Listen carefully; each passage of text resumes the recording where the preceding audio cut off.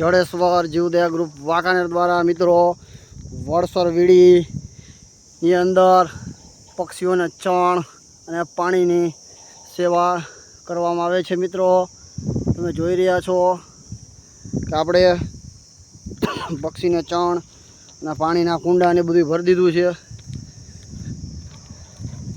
આ બીજું ઝાડ છે, એમાં પણ આપણે પક્ષીને ચણ અને પાણીનું ભરી દીધું છે કુંડા।